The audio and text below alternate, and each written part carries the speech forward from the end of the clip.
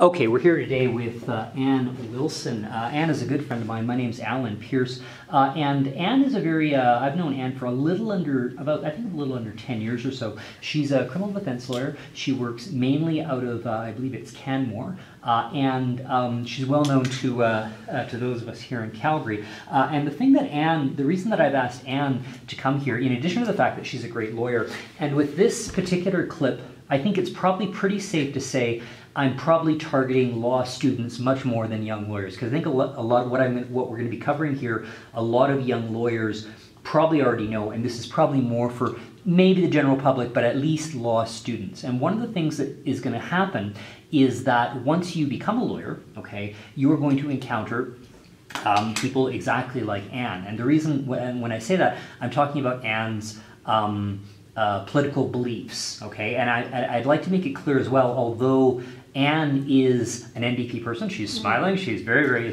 much an NDP person. I'm not creating this particularly, I'm not an NDP person, for example, and I'm not particularly doing this for any reason to be stumping for the NDP. The concept is that there's probably, at least within the general public, this idea that, well, you know, lawyers, they go into politics and they're not, you know, they're not nice people, or they've got all these reasons for doing that, and that definitely isn't my experience, right? I mean, it hasn't been my own experience, and Ann would be a classic example of that, right? It just wouldn't be. So what we're going to talk about here today is, and if you are, and like I said, this isn't particularly about, because Ann is such a, by her own admission, an NDP partisan, the NDP is going to come up a lot, but that's actually not the concept. The concept is to talk about lawyers in politics, which is, if you are currently in law school, this is a phenomenon you're going to run across for the rest of your natural life. Okay, simple as that. You're going to run across your colleagues, the people that you go to school with, the people that you associate with, the people you practice with. Some of them are just going to enter politics. Some are going to have very strong political beliefs. They're going to align with political parties, and often, the vast majority of the time, simply because they have these beliefs. That nothing else is going on between their ears. So, and I think if I described you as an NDP person, you'd probably agree with that. Yes. Correct? Okay. Now, let's talk a little bit now. And of course, we're in Alberta. Not everybody watching this will be in Alberta.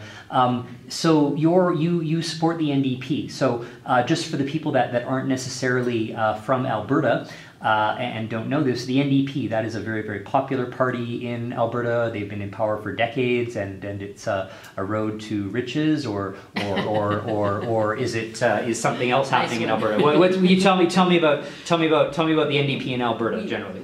We say in Alberta it was 44 years of the Progressive Conservatives, right. Very conservative, right. Party. Right. They had become, I think it's fair to say, corrupt. And finally, May 5th, 2015, Albertans rose up and threw them out. And when they sat down and thought, how do we throw these people out? Who is the best person to do the job of throwing them out and right. also governing responsibly? They chose, rather surprisingly, yes. but not surprisingly when you think about it. And that's what we're here for, to think about it. Even when I think about it, it's a little bit surprising. You're right. You're quite right. Yes. They chose Rachel Notley. Right. From the Alberta New Democrats. Right. Now, we shouldn't be surprised about this, because New Democrats have been working very hard on this forever. But we had 4 seats. Right. And now we have 54. Right. Now, and let's talk a little bit about that, working hard on this forever, because that would be my own sort of take on what you were doing. Yeah. Could you let's talk about the actual when you were in the election you ran. I believe you were in Jim Prence's seat, right? In the first election with Notley, right? Okay, so let's here's sort of what I want to get to on this. Could you tell me how is it that you got that? See, you didn't win, okay? He won that, but how is it that you how is it that you got to be the person that was going against that? What's the process for that? Let's say, for example, somebody wanted to join the Tories, or they wanted to join Wild Rose, or the NDP. How does one, and of course you know about the NDP, Yeah. how does one wind up as the candidate? Tell me about that. It's not always the same in every party, but Right. in our party, Right. and in that example, and it's not always that example is not always true. I was asked, although I live in Canmore, Right. and Calgary Foothills is obviously a Calgary seat, Right. and because it was held by Premier Jim Prentice, Right. it was at once very high profile, but also really not one where you were Right. going to win. Right. Right. Right. So I was asked to put my name forward by our provincial secretary. Right. So essentially, I was acclaimed to be the NDP candidate for that general election, and so I was the candidate. Nobody else wanted to be the candidate. Right. Right. But as you know, he said, the secretary, you're mature, you're a professional, Right. you're a good speaker. Exactly. And I said, Right. oh, okay. Right. Exactly. That's right. Because it's nice to think that you might win. Right. Yes. So That's why you're doing it. long story short, however, I like to say, well, I lost. I got 30%. But Jim Prentice lost too, because although he got 40% and he won, the very instant he was elected, he stepped down. Yes. And there had to be a by-election for that seat. Now, Alan just said, well, that's why we're doing it. And no. Right, right. And actually, it's that's great good, to win, but, sure. but when you're a New Democrat, Right. you're always out there for the New Democrats. Right. You are not voting for anyone else. Right.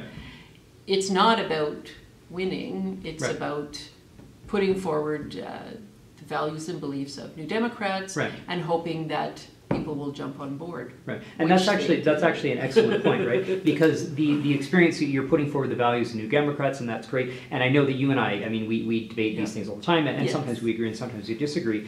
My experience has been that the vast majority of lawyers going into public office have that attitude, right? It isn't particularly about I'm going to win, and not always, but again, the vast majority are I want certain public policy goals, or I want these things to occur. As a New Democrat in Alberta, before the last provincial election, that must have been your own take on things, right? I want certain things to occur, and I want to move the government, then the Tories, to do that, or is that not right? Well, it's interesting. As lawyers, we always want to win, Right. but we sometimes take on cases that looks like we might not win, but Right. you just never know. Right. So that's exactly the same attitude in politics, but also you want to put forward your ideas, because even if you don't win the seat or you don't win government, you still want to influence public policy. Right. And the best example, of course, is on healthcare. So Right. even when we had only 4 MLAs, Right. we were so effective on protecting healthcare. Why don't you give me? It's actually something I don't know. You can explain that to me then, because I'm not strong on that. The previous reality in Alberta was it was 43 or 44 years worth of one party, Yeah. the same people, always in charge, constantly. What Yeah. could possibly go wrong, right? But yeah, I mean, seriously, I don't care if you're left or you're right, right? I mean, you need to change governments every couple of decades or whatever. Even the NDP, I would suggest, if they stayed in power for 43 years, maybe time. We'll see. We'll put that as that's my own opinion, not yours. But could you give me an example then? So you had 4 seats. Okay, let's talk about what the reality was before Ms. Notley became premier. How did you affect public policy with only 4 seats? That's very interesting. Tell me about that. Well, the Tories would always be putting forward health legislation on healthcare that would tend to privatization. Right. We see this as against what Albertans want and Right. need, and it's against what we think is useful. We think that public service is about the public good, not necessarily rewarding your friends. Right. So, and I'm sorry if I'm being very unkind to the Tories, but it's true. So what we would do is we would always be informing the public about the dangers of, for example, this healthcare legislation. We would be having marches at the legislature in 40 below weather. We would have letters to the editor. We would be having our premier always be talking to the press about what is happening in the legislature. And it's very important to have both things happen, to have very vigorous debate in the legislature, and also to have a very vigorous media presence about those issues, because you always want people to understand this is our position, these are our values, would you like to support us? Because there's always some election coming up. Right. Okay. Now let's actually go back a bit to the last general provincial election. Okay, not the by-election.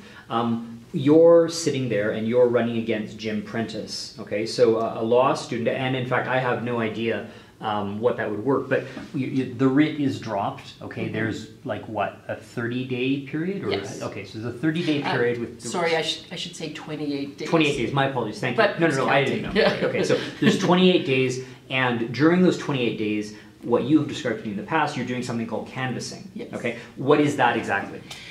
Well, you go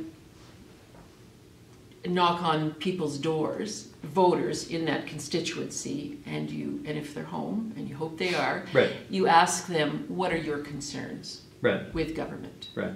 And you get the greatest information ever. It's the best kind of polling you can do, because it tells you what people in that constituency care about. Right.